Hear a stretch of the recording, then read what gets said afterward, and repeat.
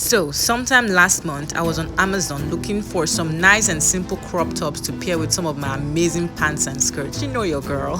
So, I bought these ones because I thought they looked so snug on the model, and I felt since most of my pants and skirts were high-waisted, they would stay snug and tucked in. But boy, was I wrong. I was totally disappointed at how thin the tops were. But then what was I expecting from a $14 top? But they just won't stay put. This is why I think bodysuits were invented.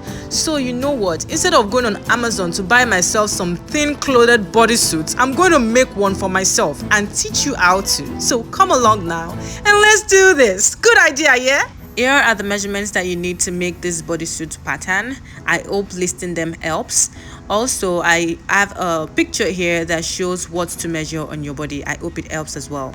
So the first thing I did was to draw my reference lines both vertically and horizontally. This is just so in case the edges of my paper are not as smooth as I think they are, I can just start from these lines. So on the first line, I label center back and center front because I'm drawing both front and back pattern on this. There is no zipper allowance, so both of them are exactly the same, or we are starting from the same edge for both patterns.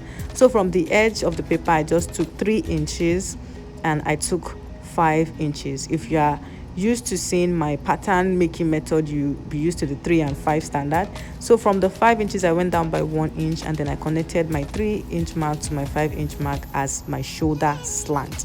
Now I want to measure my shoulder length, which is I'm using 7 inches for, so I just measured 4 inches on the slant and then I went down by exactly 7 inches as my armhole depth, because I don't need to add extra 0.5, because first of all, this bodysuit is probably going to be sleeveless, and even if it's not sleeveless, it's going to be made from stretchy fabric. So I don't need to add extra. So on that line, I labeled it as my chest line, and then I went down by 10 inches to label as my bust line, that is from my shoulder to my nipple area. And then after that, I measured from my shoulder to my waist as well, which was about 16 inches, the smallest part of my waist. Shoulder to waist 16 inches. Then from that point, I just measured 5 inches down. Normally I'll measure my hip, but this 5 inches mark is sort of like my hip. That's because that's where that cut is. You know that cut that is usually on bodysuits now, that cut that usually make, you know, the hips look really nice. Yes, that's the 5 inches that I measured below my waist area, because we're not going to have an hip line for this pattern. Okay, so I'm measuring it as waist, and then I measured the other one as hip, sort of, because it's sort of like your hip measurement, but it's not really your hip measurement. All right, the next step is to then take all our horizontal measurements, that is the circumference of your bust, waist and hip, whatever like that. So on my bust area, I'm going to measure the circumference of my bust divided by 4, but I'm going to subtract 1 because I'm using a stretchy fabric. So I'm subtracting 1 from all of the measurements, and then I'm going to impute the hip measurement on that hip sort of line, you know, the 5 inches below the waist. That's where I'm going to impute my hip measurements. If you have not seen my cow neck dress tutorial, this is the time for you to do it. This is time for you to look at that, because that dress is phenomenal. So after watching this one, just go and watch the cow neck dress tutorial. I'm telling you now, don't miss out. So after putting all those measurements, there's one thing that I forgot to talk about, and that is my crotch depth. So you measure from your waist to your crotch depth. You know, you can just you can sit down and just measure it, or you can measure it on yourself while standing. So the crotch depth that I'm using right now is 11 inches, but yours might be different. So please measure, or ask your client to measure, or you measure your client. Either way is going to be fine. So I just draw that line. My marker failed on me, so I switched to a blue marker. You see that is so much nicer. So after my crotch line, I just went down by 1 inch. And then on that 1 inch mark, I went forward by 1.5 inches, and then I just squared that right up. So 1 inch down, 1.5 inches. Now I'm joining all my measurements, or all my side lines or my side seams together, and I just smoothened that waist hip curve because it was looking very sharp. So I smoothed it, I covered it a little bit. Now you see this line that I just joined, that was the line I was talking about that usually makes somebody's hip to look gym inside a bodysuit. Just say. So I just found the middle point of that line, and then I went up by 0.75 inches. This is how I draw my curve for the the nice curve that I usually have. It's not usually straight, it's usually a little bit curvy. And then I went in with my curve ruler to make it even more, how was the word, more fancier or more curvier.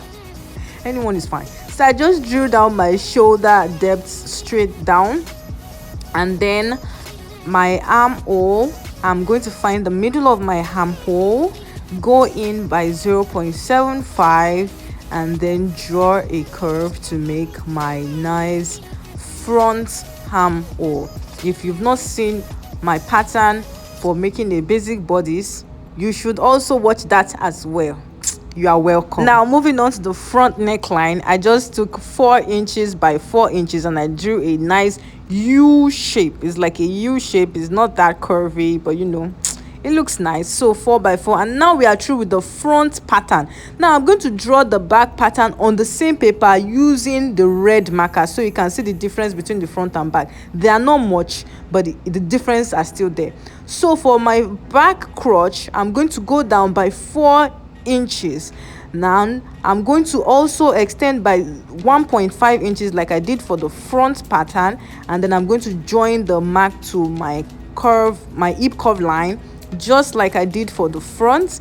And guess what we are going to do? We are going to look for the middle and draw our curve again, just like we did for the front. Yes, you are good students, you are really following me. All right, so I found the middle, and then I went up by just 0.5 inches because you want to cover your your behind a little bit. You don't want it to expose too much, so that is why I just went up by just 0.5 and not 1 inch, and then I drew the curve. So it depends on your preference. You can make it more more go inside. I don't know the English to use, but you can make it however it is that you want to do, but that's what I would recommend for your bodysuit. So I'm just drawing that my unfold line to make it a little bit bolder, because my former marker was failing on me. All right, so then I'm going to talk about the armhole. So from the middle point, I'm just going to join it with a straight curve. There's nothing special about the armhole of the back, as you well know if you have watched my normal tutorial on basic bodice pattern. And then the neckline for the back, I just went down by 1 inch and drew the curve. But if you want it to be dramatic, you can also go down a little bit more for the back of your bodysuit. So if you want it to be nice like that, you can also go down, or you can keep it simple by using the 1 inch neckline for the back. So now we have it, our front and our back pattern on the same piece of paper. The red one is for the back, while the blue one is for the front. So what you do when you want to cut it on your fabric is to first of all cut out your back pattern from the pattern piece, like the way I am doing it right now, and then you place it on your fabric and cut first. Then you cut out your front pattern and cut as well before you sew both of them together. Now if you want to see me make a bodysuit, you want to see me actually sew it together, because this is a video of pattern drafting, but if you want to see me sew it together, you need more help on that, please put that in the comment section. If I don't get enough comments on it, I will just assume that everybody knows what to do and everybody is good on this, and you don't need more tutorial on how to sew it together. So if I don't get up to 4 comments saying that you need how to sew it together, I'm not gonna help you. Okay, but you can still comment, so I can do it. Don't worry, I will do it for you if you just comment. Okay, so now we have our pattern pieces all ready and set, and now I'm just labeling it: chest, bust, waist, hip, front crotch, back crotch, and all the different labels or whatever it is. If you make yours, please feel free to tag me on Instagram and on Facebook. It is at Yele Stitches or at Yele Stitches Collection on Facebook. If you make yours with this pattern, please tag me and let me know that you did. And then I want to talk about one last thing: the front and back crotch. The reason why the back crotch is so much longer than the front is so that the back crotch can come and meet the front crotch at the front, so you don't start fiddling between your legs and trying to unpin or pin together your bodysuit. I'm going to probably use a velcro for my bodysuit so that it is very easy to unfasten and whatever. I hope you really enjoyed this video. If you enjoyed this very well, give it a thumbs up, like, share, comment, be nice to me. See my face, so be nice. Bye.